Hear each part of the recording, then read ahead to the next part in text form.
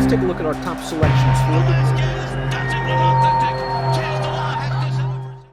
Dan Illman, Mike Beer taking a look at race number 8 at Belmont Park on Sunday. Let's throw up the field for the Grade 2 Beldame Invitational. We're going a one-turn mile and an eighth over Big Sandy, Dunbar Road, even money. She was 5th in last year's Breeders' Cup Distaff as a 3-year-old filly. She's prepping for it here. She's missed some time coming up to this race, Mike. Yeah, it feels like things haven't been going perfectly for her so far as a 4-year-old, but you know that she's good just based on what she did last year. Winner of the Alabama, of course, winner of the Mother Goose, 3rd in the Spinster, first race against older horses. She's the class of the race. She's not the speed of the race. As we look at the Timeform U.S. Pace Projector, that honor belongs to the speedy Latruska, who began her career with 6 straight wins in Mexico, then won one of the Classico del Caribe races at Gulfstream. She's really good, Mike. She's going to make the front in here, and she went fast from start to finish last time out in the Chuvie. Yeah, she's just a wicked fast horse. And you have to, just love the ride that Joel Rosario gave her last time, because that's a demanding 9 furlongs around 2 turns at Saratoga last time. And Joel didn't rate her. He took no prisoners on the lead. He put her on the front. He turned her loose, and he just let her go as fast as she wants to go. And she did not let that field. And that was a very impressive win last time. Let's watch that stretch run. I don't think you can rate Latruska. In all of her starts in North America, only one horse has outfooted her to the lead. That one's a pretty fast horse in her own right, and Serengeti Empress going 7 furlongs. Latruska has every right to be getting tired here after the pace she went, but she keeps right on trucking. She's quality. She has the recency edge over Dunbar Road, and now we know she can get the mile and an eighth.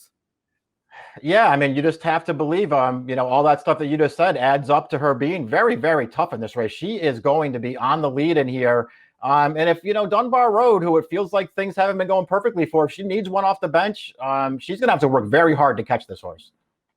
Dunbar Road has only raced twice this year, once in the Shawnee Stakes at Churchill, where I thought it was more of a workmanlike victory than anything else. You're willing to give her that. It was her first race off the long layoff. And then just Chad found a great spot in the Delaware Handicap going a mile and an eighth. She's 1-5. Let's watch the race right now. She's in between horses. She's in the green. She takes the lead. She's just too good for this field. You're going to see Irad gear her down the final 16th of a mile. She earns a 96 Spire speed figure for this race, but she did miss some of the major summer races at Saratoga. I'm sure Chad has her ready to go. He has to have her cranked up for the Breeders' Cup. She's the horse to beat, but from a simply speed figure edge, it's not like she has just a tremendous advantage over this field.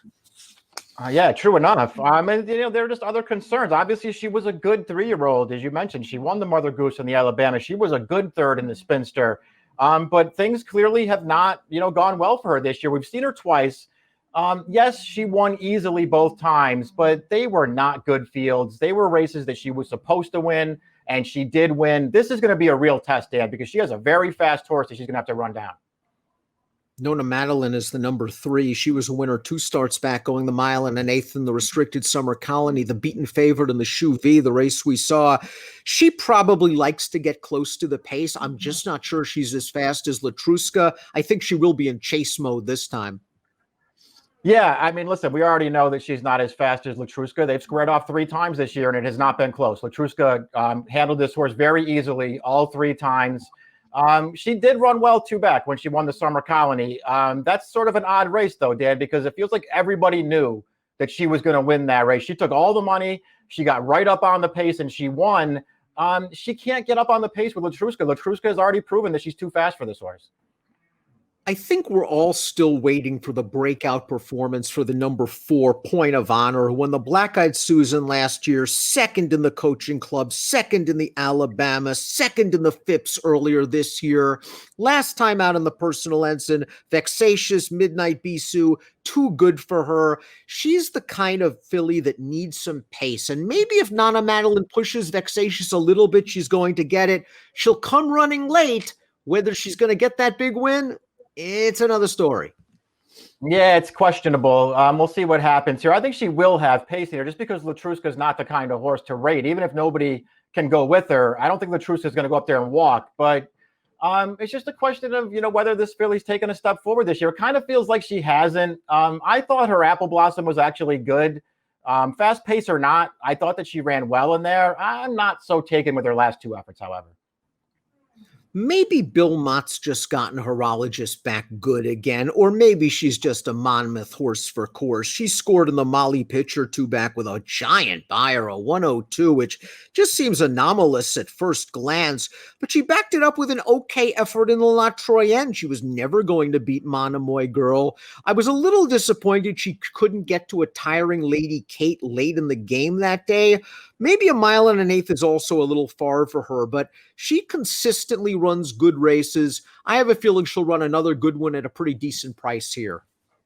Yeah, I don't disagree with you. I wonder about the distance for her. Maybe it's a little too far, but we'll see. I do think she's run well in her last two starts. I, sort of feel like that Molly Pitcher figure is too high, but it was still a good race. And I didn't think she ran poorly at all. She was never going to beat that field in the La Troyenne, but I didn't think she ran poorly at all that day. Let's take a look at the top picks for the Grade 2 Beldame Stakes. Dunbar Road's obviously the horse to beat. We both have her second. You're going with Latruska, just taking the race to Dunbar Road, and maybe her recency advantage coupled with her tactical speed edge gives her a big shot at a price. Yeah, and I want to be in front of Dunbar Road if I'm going to beat her here. I do think this is probably the right spot to take a shot against Dunbar Road here. Things haven't been going well for her. This horse is going to be in front of her. And I think Dunbar Road's going to have to really work. She's going to have to be very tight, I think, to run this horse down. Horologist is a little bit of a stab because the distance is a great unknown. I like the races she's run ever since she's been transferred to the Mott Barn. And I think of kind of the middling contenders in this race, she'll be the biggest price. So I'll take a stab with her, not way against Dunbar Road, not way against Latruska. It's a fun race if you can get past Dunbar Road. 1-2-5-4 for Mike, 5-2-4-1 for me. The Grade 2 Beldame, perhaps a prep for the Breeders' Cup Distaff. Race 8 at Belmont on Sunday as an approximate post of 4:47 Eastern. Good luck.